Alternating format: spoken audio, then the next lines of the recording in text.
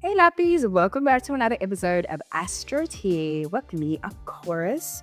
I hope that you have all been taking care of yourselves, but I had a question for you. Have you ever wondered why every decade or so, 10 years give or take, the hottest girl in the world, right, at the time, or the beauty standard of the hottest girl in the world, they all had this sort of same look to them. They look pretty much similar to each other, but the vibes are different. The energy is different. Because in the 90s, you had the raw intensity of the Pamela Andersons of this world. In the 2010s, you had the wild card energy of the Megan Foxes of this world. By the 2010s, we had the perfected aesthetic of the Kim Kardashians at this world, and people were super obsessed with that. And now today we have the soft magnetic energy of the Sydney Sweeties of this world. And have you ever wondered why that is? They all have a very classic bombshell type of DNA, and the reason that the world's obsessed with them, I would say, is because it comes down to a Pluto shift. Every sort of 10 to 15 to 18 years, depending on the Pluto transit,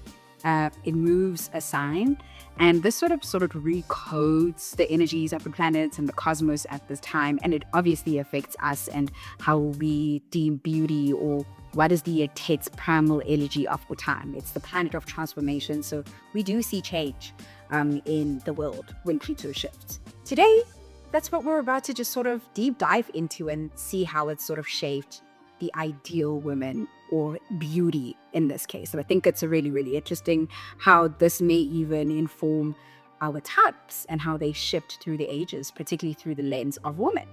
To understand the 90s, let's start there. You have to understand that Pluto was in Scorpio in this time. It was a very interesting time where it was the heroine type of chic energy in the air. And, we had the dark eyeliner and the secret scandals happening at the time. Beauty wasn't supposed to just be nice. It wasn't this just refined, nice energy. It was supposed to be a weapon. So let's look at the blueprint. And that is none other than Pamela Anderson. She was born on July 1st in 1967. So she is a sun in Cancer. And it gives them a soft, very approachable look. But don't get it twisted, right? Her moon is in Aries. So underneath all that softness is a literal warrior, right? We have that inner motion of Aries energy. And in the 90s, the collective Pluto and Scorpio energy took that warrior Cancer type of energy and turned it into a magnetic icon. You didn't just want the girl, you wanted to survive her. And then we have the ultimate dangerous muse of the 90s, and we have Angelina Jolie. She is a sun in Gemini. If you look at her ascendant and her moon, she also has an Aries moon and is sitting right on her Cancer ascendant as well. This is a pretty sharp-edged sword, kind of giving angel energy, but with a twist. And, the Cancer rising also does give her these iconic soft features, because when you do look at her, there is a softness to her, and I think we can attribute that to that Cancer rising that does get the softness. And then the Aries moon gives her that very much I'll jump off a building type of energy. And during the Pluto and Scorpio era, right, the world was very obsessed with the sort of taboo beauty. It was a decade of what I would call the femme fatale type of allure. And people didn't really care if her mascara was smudged. She's living in a movie of a 19s plot somewhere. And I think it just gave this very real, raw aesthetic that people really enjoyed at the time. If you weren't a little bit toxic or dangerous in the 90s, then you weren't on the mood board. Period. You were not making the cut. And that's just the reality of it, right? It was the era of the soul sucker, for real.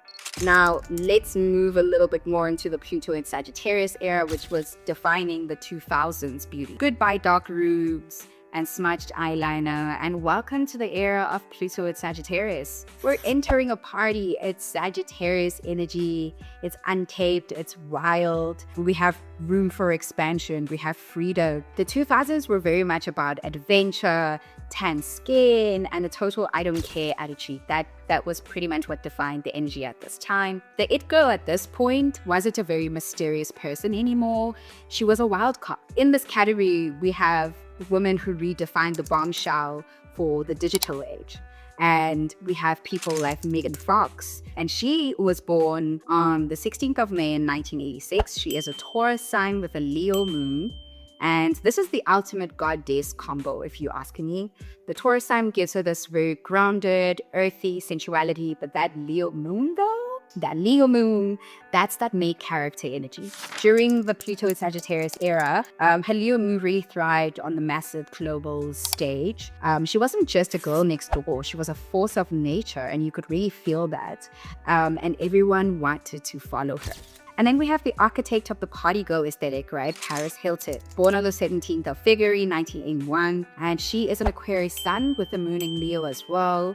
And this is the socialite rebel type of energy. And her Aquarius sun really wanted to break every traditional rule. Again, with the Leo moon, wanted the spotlight to never be turned off on her. So because Sagittarius rules over travel and expansion, right? And the desire in the 2000s was pretty much all about the girl in the private jet, right? The girl at the club, the girl who lived for the plot. That was very much the vibe that we were getting at that point. And it was the era of the adventurer. I feel like we need to watch out though, because Sagittarius energy has no filter and even less boundaries. Now let's move to the 2010s. So at this point, right, we're saying goodbye to the 2000s chaos, right? And the vibe just got serious, right? We've moved from Sagittarius, and at this point, from 2008 to 2024, Pluto was in Capricorn. And in astrology, Capricorn rules structures, it rules hierarchy and status. So beauty stopped being about fun and started being a corporate strategy. The it girl wasn't just a party girl anymore. She was a business, a brand, right? And a business statue, if we can put it bluntly. And we really looked at sculptured, high maintenance and perfect type of features. If we're looking at the blueprint of this era, we have none other than Kim Kardashian. She's a Libra sun, born on October 21st of 1980 with a Pisces moon. So her Libra sun loves the aesthetic perfection of life, right? And her Pisces moon gives her this very dreamy, magnetic aura, right? But with her Venus in Virgo, she's also incredibly disciplined about her image. And during the, Pluto and Capricorn era, she turned her body into a literal empire. Then we have the gold standard of the 2010s, Margot Robbie. Margot is a Cancer sun with an intense Scorpio moon. This gives her a deeply magnetic, strategic aura, the ultimate signature for someone who knows exactly how to look like a main character. Capricorn energy is also quite, cold and calculated in its ways. This was the era of contouring, filters, BBL.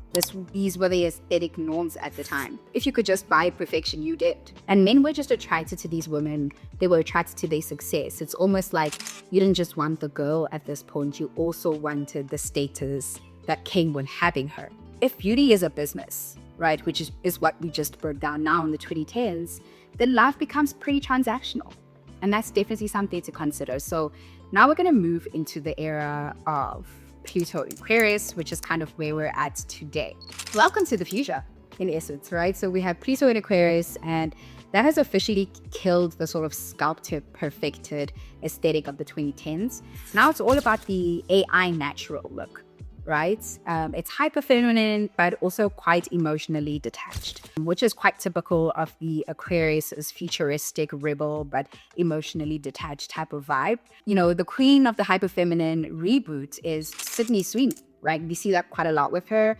And she has this total earth power. The Virgo sun gives her that sort of hyper detailed, clean look, while her Capricorn moon adds a layer of seriousness to her, right? It's the old school Hollywood vibe and discipline, right? Her Scorpio Venus and Mars give her that sort of uncanny 90s stare. And so, yeah, she's soft but dangerous in a way. Leave it in the comments what you think about all these descriptions, by the way. I'd be very interested to know what you guys think. And then we also have the ultimate aura icon, which is Zendaya. And she's a Virgo sun and a Taurus moon. And this makes her the blueprint for the sort of individualist. She doesn't follow trends. She is the trend. Her Cancer Venus makes her feel real in a way as well. And her aura makes her feel quite untouchable. She seems here, but also not here. I think is really cool. The 2020s, men aren't chasing status like they used to, right? They're chasing a vibe. It's the main character look in essence. So you want to believe that this person is a real person, but she feels somewhat like she was rendered in a high definition type of simulation, right? But reminder, right? Remember something here. Aquarius is the sign of detachment, and she loves the idea of you in essence. But the moment the frequency shifts, which it always will, she ghosts. She's out the door. We can't see her anymore. None of the files are open, and the truth is pretty simple. Perfect look is just a cosmic style. If you don't fit into today's aura in particular, it's not the end of the world. And again, the planets are always moving. Like, the trends are always going to shift, and we can't constantly be creating our own senses ourselves to what's happening in the media and who is hot and what is hot, right? You aren't meant to always fit a trend, I would say. You're meant to embody your own chart. You know, whether you have a 90s Scorpio intensity or a soft 2020 sort of like Aquarius glow, that is your power. So another thing as well is that there's no such thing as being sort of out of style where astrology is concerned. You are like the unique frequency, right? There's only one you and one person who has the chart configurations that you have in astrology. And in a world that's constantly, changing, I want to celebrate that. I want to celebrate uniqueness. I want to celebrate the fact that we're all different, and, to do away with all these pressures that society has often placed on women and what beauty means and how to define beauty. It's in the eye of the beholder for a reason, right? So you kind of have to see that in yourself and start embodying that. But as a sense of just like bringing you into this conversation, I would really love for you to share your rising sign with me in the comments, because that is usually the signature of your sort of look and power when it comes to how people receive you. So I'd love to have a chat about our rising signs, and particularly yours. So please do leave that in the comments. Yeah, that's kind of your personal it girl signature, I would say, with the rising sign. And I want you to kind of tell me in the comments as well, as you leave your rising sign, what makes you feel the most unique and what makes you feel like your specific placement is absolutely stunning. I think it's time that we celebrate ourselves positively and stop looking to the world to tell us what our beauty should be. And if you do want to stay astro-coded and you want to learn how to work with your own energy, instead of fighting it, then hit that subscribe button as per usual, right? At this point, I would hope you've already subscribed, because I don't understand what you're waiting for. I'm giving you all that you need. I'm giving the girls what they need. So please do hit that subscribe button, and I will chat with you guys soon as per usual. I'm Neil Gone Too Long. Hope you guys are taking care of yourselves. I love you so much. Mwah. Bye.